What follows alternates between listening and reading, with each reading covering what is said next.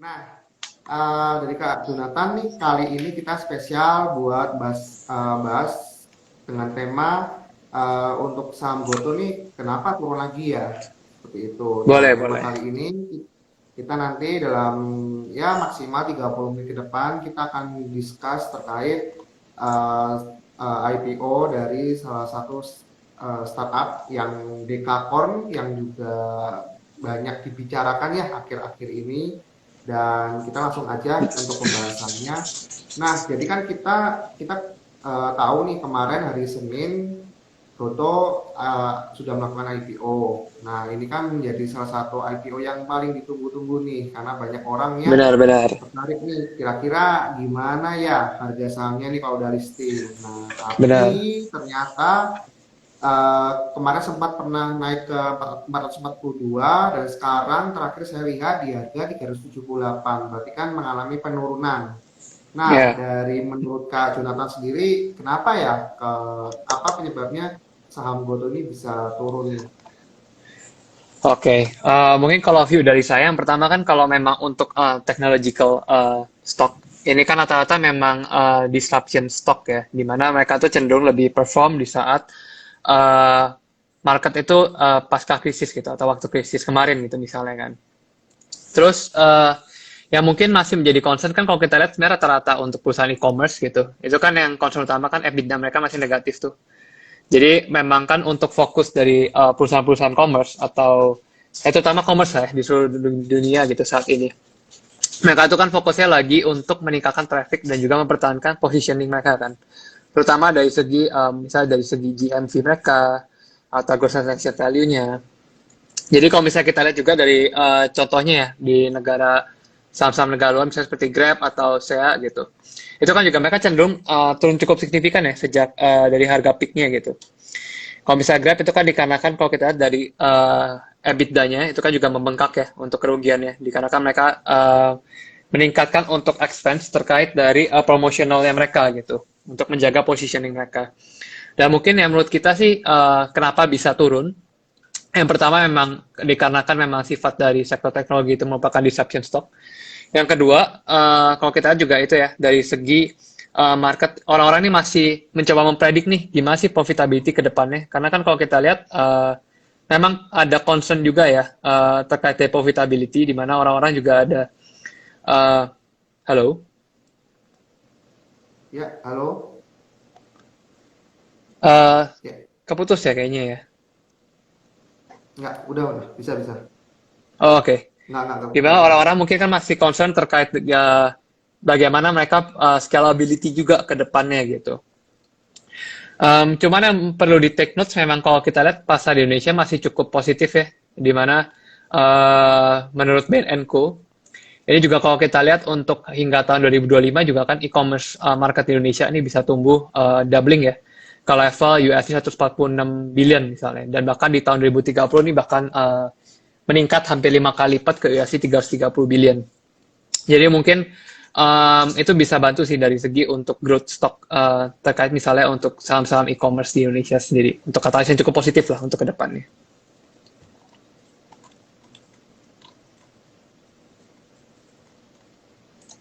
Ya, halo Kak Jonathan? Halo ya. Sepertinya terputus tadi. Oh oke. Okay. Sampai mana tadi ya? Kalau boleh tahu keputusnya. Enggak, iya tadi terkait pembahasan apa namanya, yang e-commerce.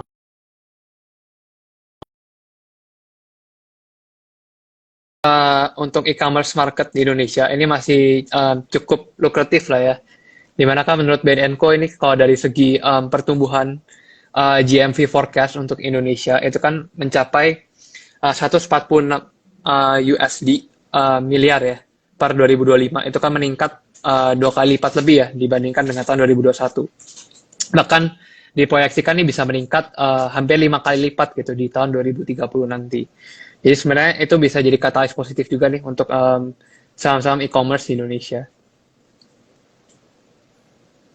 Oke, jadi memang mungkin untuk dalam view untuk jangka panjang ya untuk kedepannya mungkin nanti apa namanya masih ada katalis positif ya. Nah, kalau berbicara terkait Goto, jadi kan kita kemarin itu diinfokan bahwa kalau untuk IPO Goto ini kita ada spesial yang dimana mereka itu menggunakan Greensill. Nah, untuk terkait Greensill ini tuh bagaimana sih pengaruhnya terhadap pasca saham Gotonya itu IPO? Oke. Mungkin terkait Greensill ya, itu kan mereka menunjuk salah satu agen stabilisasi kan untuk saham Goto, di mana nanti mereka dapat melakukan pembelian dalam waktu 30 hari sejak saham listing di BI untuk sampai maksimal di harga pelaksanaannya kan ya. Di mana kan mereka menunjuk CGS ya, sekuritas ya, sampai kira-kira di bulan 5 2002, sorry, di 11 April bulan depan 2022. Jadi sama beberapa waktu ke depannya kita bisa expect untuk harga at least kalau misalnya mengalami penurunan pun tidak akan jauh lah ya dibandingkan waktu harga penawaran pelaksanaan ya sorry untuk pencatatan waktu di BEI-nya gitu. Dikarenakan mereka memang masih efektif ya untuk terkait green shoe-nya sampai 30 hari ke depan. Oke, nah terus kalau dari Kak Jonathan sendiri, menurut Kak Jonathan gimana sih prospek sektor e-commerce market ini nih di Indonesia ke depannya? Oke, memang kan saat ini kalau kita bisa bilang kan untuk IPO yang dilakukan ini kan sebenarnya kita tuh fokusnya bukan cuma hanya dari profitability ya, tapi kita juga perlu lihat dari mereka punya scalability ke belakangnya. Dan kalau kita lihat kan rata-rata untuk saham e-commerce, sorry untuk e-commerce perusahaan e-commerce Indonesia, misalnya Goto ini kan juga cukup positif ya scalability ya, di mana mereka juga sama tahun ke tahun ini juga mencatatkan peningkatan yang cukup positif dari segi GMV mereka. Plus kalau kita lihat juga dari misalnya untuk Goto sendiri kan currently cukup positif ya in terms of app visit in 4Q kemarin. Itu kan mereka nomor satu ya dibandingkan dengan kompetitornya misalnya Shopee itu di nomor 2 dan juga Bukalapak di nomor 3. Jadi untuk misalnya untuk Buka dan Goto sebenarnya kalau kita lihat untuk e-commerce positioningnya mereka tuh cukup oke lah di Indonesia. Dan kalau kita lihat juga dari segi take rate mereka sebenarnya ini masih cenderung diskon ya. Dimana kalau kita lihat Bukalapak itu di 2020 kemarin take rate-nya di 1,7%.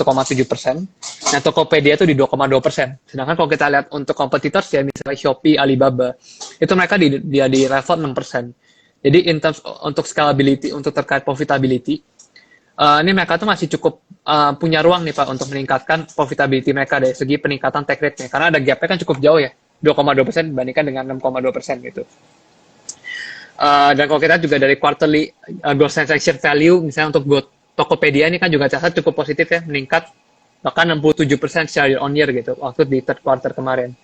Plus didukung juga dari uh, pasar e-commerce di Indonesia yang cukup menarik. Kita ngaca sih untuk ruang pertumbuhan ini masih cukup besar ya untuk Goto maupun Buka di Indonesia sendiri. Terus kalau kita lihat juga untuk Buka, kita juga suka sih dari mereka punya ekosistemnya, di mana kan mereka juga ada Alocommerce. Uh, kan kalau kita lihat itu juga lagi berkembang cukup pesat ya di luar negeri terkait dari untuk di India atau US, di mana trennya itu kan memang ke arah sana gitu. Jadi kita suka sih dengan HelloFresh untuk inisiatif baru yang dilakukan oleh Buka. Plus juga kita juga suka lihat dari e-warung mereka ya, yang ini juga kita ngeliatnya akan positif dari segi potensial revenue stream dari mereka ya, itu sendiri. Jadi terkait kalau untuk investasi jangka panjang sih kita ngeliatnya masih cukup oke lah gitu untuk saham-saham e-commerce yang ada saat ini untuk misalnya Goto atau Buka.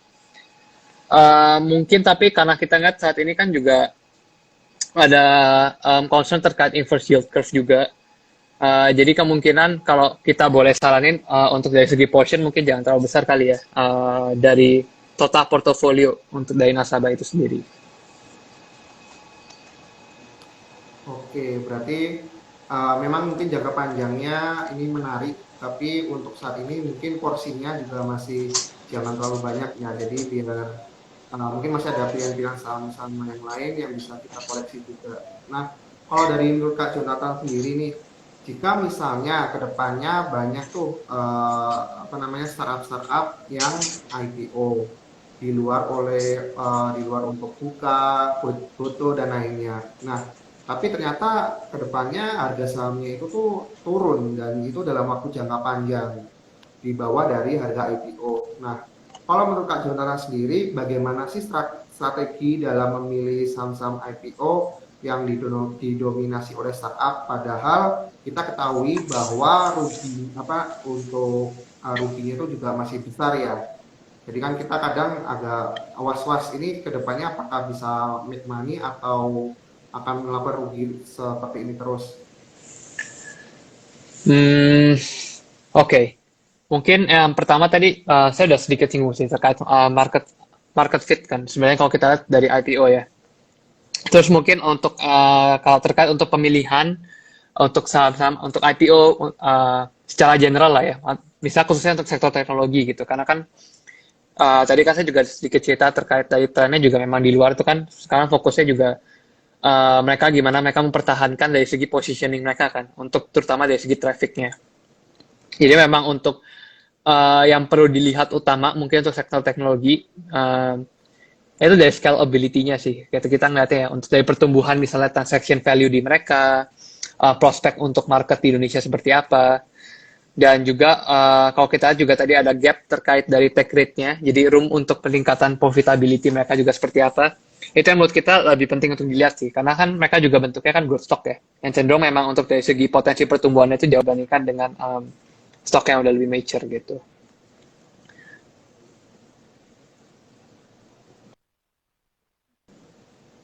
Oke.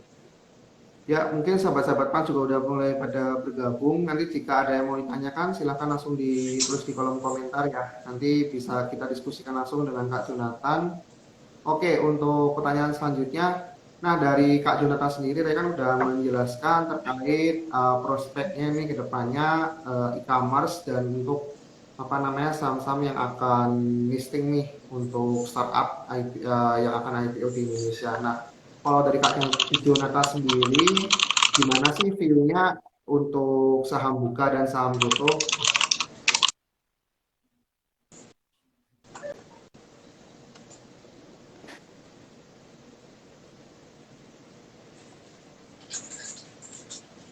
Halo, Halo Kak Jonathan, ya. ya. Oke, saya ulangi lagi. Kalau menurut dari Kak Jonathan sendiri, bagaimana sih view untuk saham Buka dan saham Goto ini dari dan bisa apa namanya bisa dikasih komentar itu dari berdasarkan hasil riset dari Panin Sekuritas. Oh, mungkin kalau terlalu detail, kita jujur kan kita nggak cover juga di Pandin. Ya, itu nggak masuk di stock universe kita. Cuman yang kalau kita lihat sih so far kan dari segi pertumbuhannya cukup positif lah ya dari kedua perusahaan itu gitu. Plus juga kemarin kalau untuk buka kan juga dari segi um, ekosistemnya juga nambah dari segi bisnis maupun overall untuk ekosistem usahanya. Kita masih suka sih sama dua perusahaan ini untuk potensial growth ke depannya kita ngeliatnya masih roomnya masih cukup luas lah di saat ini gitu. Oke. Nah, kalau terkait ini belum ada pertanyaan nih, kita sambil menunggu ya untuk beberapa teman-teman yang mau menanya. Kalau terkait ada nggak komen mas terkait untuk saham MTEK nih sesuai karena kan MTEK juga invest di saham Buka ya. Aduh, apakah ada komen Hmm, untuk view-nya depannya? MTech ya, jujur itu juga kita nggak masuk di stock universe kita sih. Paling kalau MTech paling ada bahas katalis positif yang lagi berita yang seru aja kali ya Pak ya. Karena mereka kemarin baru dapat Boleh acquire boleh. untuk license uh, untuk World Cup kan, untuk MTech Group ya. Mungkin itu juga Hmm. potensially akan positif juga untuk MTech ya. Kan untuk SCMA juga. Dimana kalau kita lihat kan memang untuk bola ini kan cenderung cukup banyak peminatnya ya. Plus kalau dari segi persaingan nih di Indonesia, uh, untuk video, which is itu kan anak salah satu lini usaha dari SMA sendiri. Di mana SMA kan juga memiliki contribution yang cukup besar ya untuk dari revenue MTech. Kan kalau dari segi potensial untuk competition untuk soccer related events ini kan udah lebih berkurang nih saat ini. Dikarenakan kemarin kan Fox Sport juga udah mulai hengkang ya dari Indonesia per fourth quarter kemarin kalau saya nggak salah di fourth quarter 21 kemarin. Jadi seharusnya kalau kita lihat dari audience share maupun untuk MAU dari video ini juga ini akan cukup positif ya dikarenakan persaingannya udah mulai berkurang.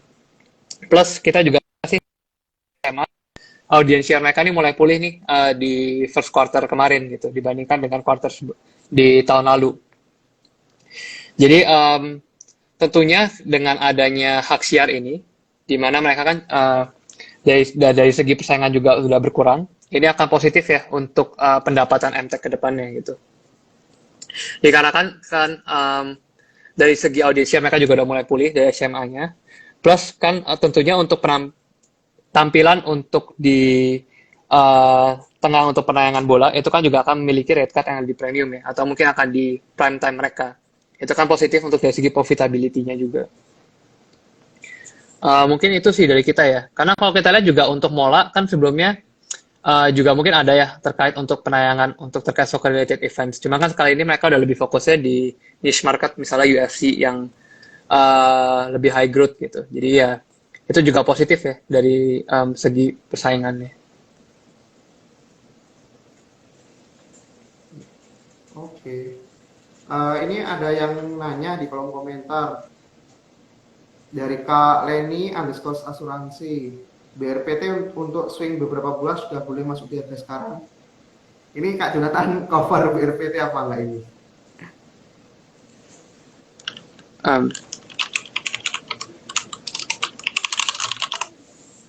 Halo, sorry keputus ya kayaknya ya. Ya, halo.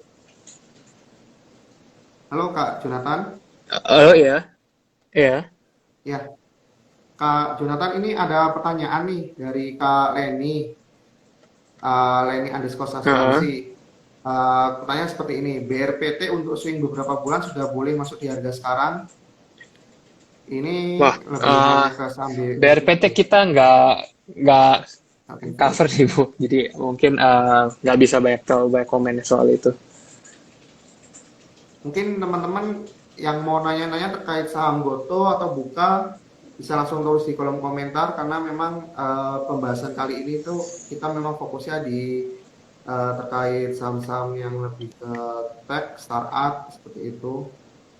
Nah, oke. Kalau dari Kak Jonathan sendiri untuk kedepannya dari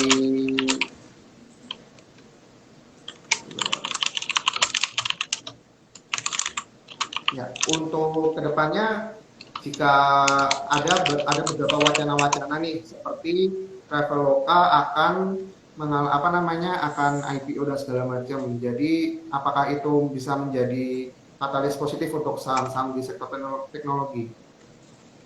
Mungkin ini sebagai pertanyaan terakhir. Traveloka ya, mungkin Ya, Traveloka dan kalau dari view, oke. Overall sih dari view kita mungkin akan positif juga ya untuk sektor teknologi karena kan kali ini mungkin untuk proksinya kan juga masih dikit lah ya, belum terlalu banyak gitu. Ya tentunya dengan adanya new stocks yang akan IPO, ini kan juga akan positif dari segi proksi dan juga dengan semakin banyak perusahaan yang TBK, ini kan juga bisa membantu lah ya untuk para analis nanti atau para investor untuk melihat sebenarnya untuk scalability, untuk overall, untuk technological stock itu seperti apa sih gitu. Jadi lebih terbuka lah untuk informasi-informasi ke depannya. Jadi juga akan memudahkan bagi para investor juga untuk kira-kira menerka-nerka nih untuk kira-kira ke depannya pertumbuhan mereka itu akan seperti apa sih ke depannya dan apakah sebenarnya mereka ini masih cukup menarik gitu untuk diinvestasikan karena kan sekarang ini bisa dibilang masih meraba-raba lah ya untuk rata-rata investor gitu untuk melihat karena kan banyak juga ya omongan kayak maksudnya isu mereka tuh kemungkinan nggak akan bisa mencatatkan EBITDA yang positif gitu. Jadi tentunya dengan semakin banyaknya informasi yang terbuka, ini kan juga potensialnya akan cukup positif dari segi gimana kita bisa menginlinekan dari segi estimasi kita juga dengan keadaan yang sebenarnya gitu untuk stok-stok yang berhubungan dengan teknologi ini. Gitu sih Pak, mungkin view dari saya.